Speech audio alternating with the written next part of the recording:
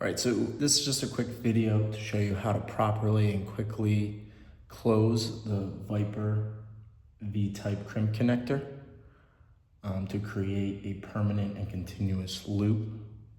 So as you can see, one side of it is open and the other is closed.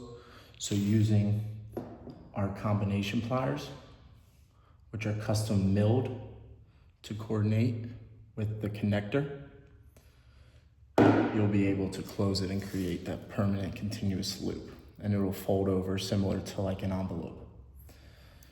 So first you're gonna put one side of the chain on one side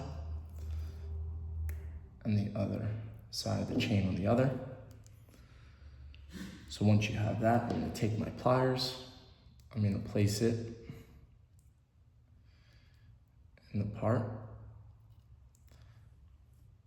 And if you could see here, I have the open side at the top. And then now I'm going to just simply close.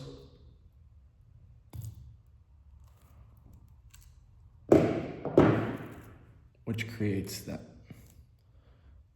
continuous permanent loop.